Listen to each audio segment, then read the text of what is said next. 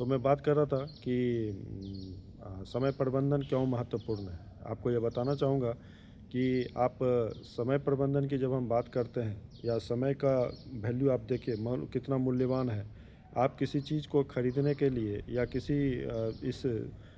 किसी चीज़ को बनाने के लिए या आप कोई पैसा बनाने के लिए समय का सदुपयोग कर सकते हैं, लेकिन पैसे से फिर आप समय को खरीद नहीं सकते हैं। तो आप इसकी महत्ता समझ सकते हैं कि कितना यह इम्पोर्टेंट है।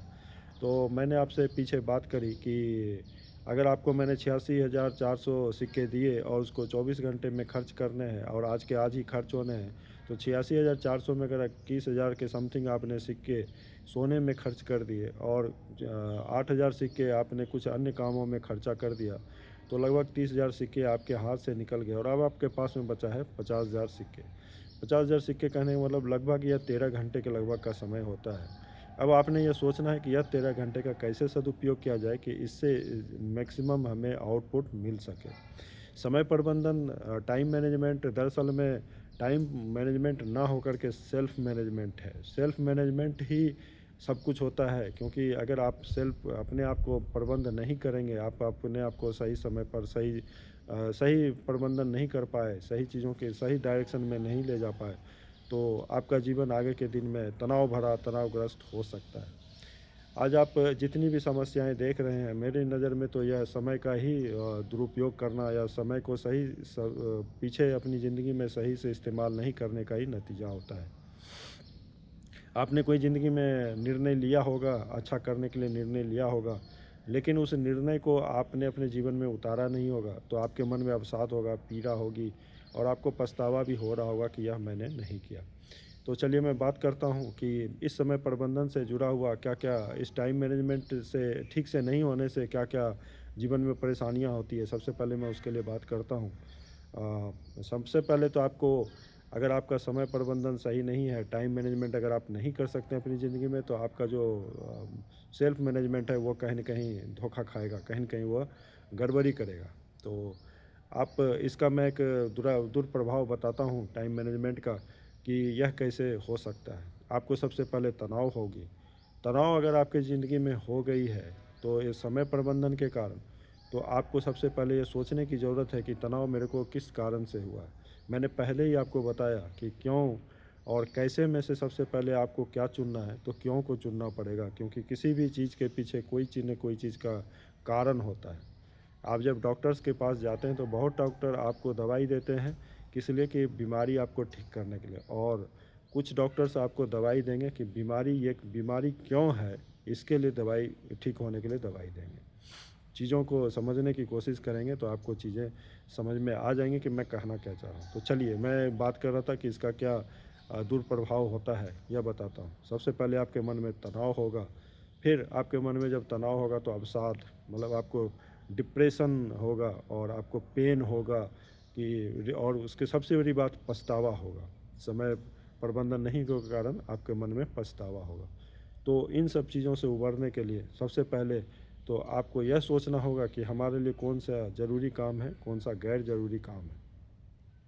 सबसे पहले आपके मन में समय को प्रबंधन करने के लिए एक दृढ़ इच्छा शक्ति की आवश्यकता है। किसी भी काम को करने या किसी भी चीज़ को मूर्त रूप देने के लिए, किसी भी चीज़ को अगर सफलीभूत करना है, हमें फलीभूत करना है, तो हमें सबसे पहले यह सीखना होगा कि यह इन चीज़ों को कैसे हम मैनेज कर सकते हैं, कैसे इन चीज़ों को हटा सकते हैं। मान लीजिए कि हम अपने ज़िंदगी में समय प्रबंधन की ओर चलते हैं, टाइम मैनेजमेंट की ओर चलते हैं। तो अगर आपके ज़िंदगी में कुछ अच्छा करने की आपकी इच्छा है, लेकिन आपको उसके लिए कोई सही मार्गदर्शन नहीं मिल रहा है, तो सबसे पहले एक सही मार्गदर्शन लेने के लिए आप कोशिश करें, और सही मार्गदर्शन मिल जाता है, नहीं मिलती है तो अब बहुत तरीके हैं उसके, और उसके तरीकों के बारे में मैं बाद में बात करूँगा। पहले मैं समय प्रबंधन की बात कर लेता हूँ। समय प्रबंधन में सबसे पहले आता है कि अपना सेल्फ मैनेजमेंट। सेल्फ मैनेजमेंट में सबसे ज़्यादा ज़रूरी है कि हम अपने जीवन को व्यवस्थित करें। हम अपने दिनचर्या को ठीक करें। दिनचर्या में बहुत सारी सारी चीज़ें शामिल होती हैं। हमारे जगने से लेकर के सोने तक की कार्रवाई, और उस सोने से लेकर के जगने से लेकर के अगेन सोने तक की कार्रवाई में जो भी हम प्रक्रिया करते हैं और उसमें जो हम चीज़ों को संजोते हैं, सँवारते हैं, वह बहुत ही महत्वपूर्ण होता है।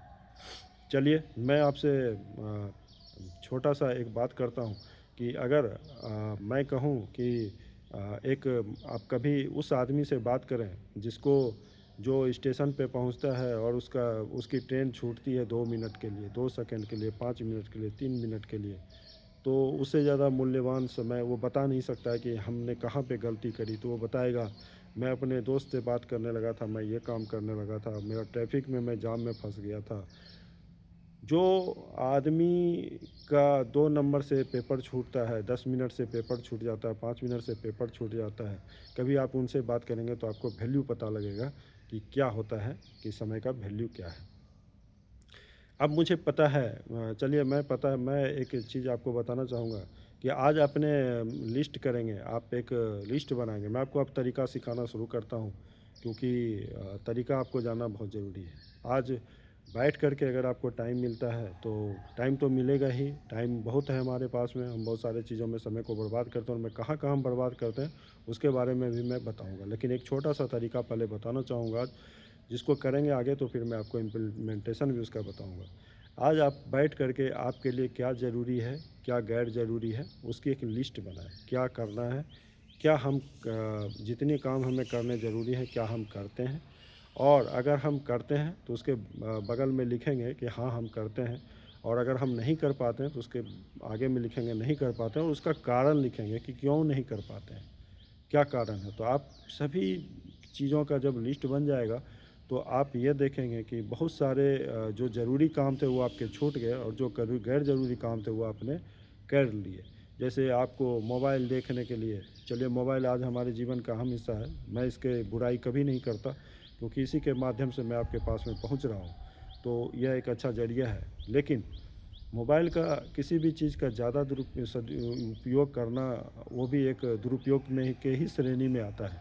मान लीजिए आप यूज़ कर रहे हैं चीज़ों को तो उसको मिसयूज़ मत कीजिए।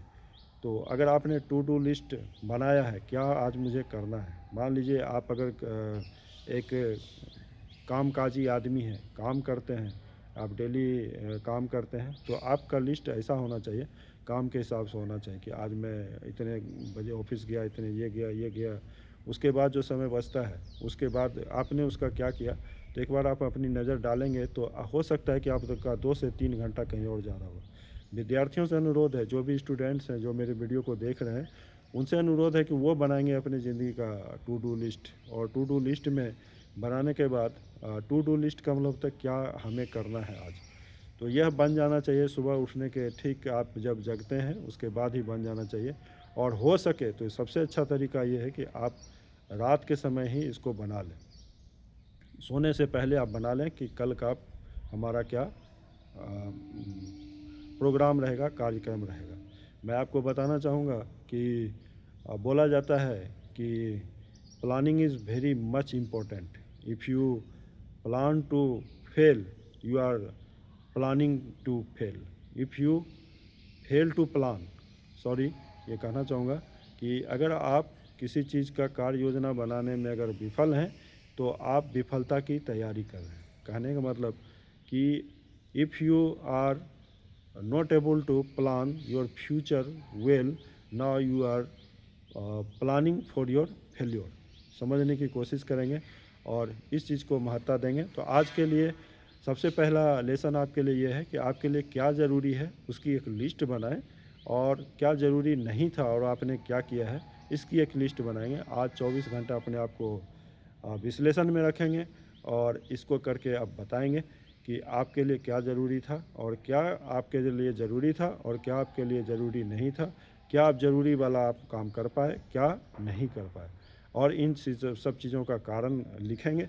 लिखने के बाद आप देखेंगे कि कितनी चीज़ें आपके ज़हन में आएंगी और समय का सही सदुपयोग करना पहला स्टेप मैं आपको सिखा चुका हूँ और इसको पहले करें, फिर मैं आपसे बात करता हूँ। थैंक यू, धन्यवाद।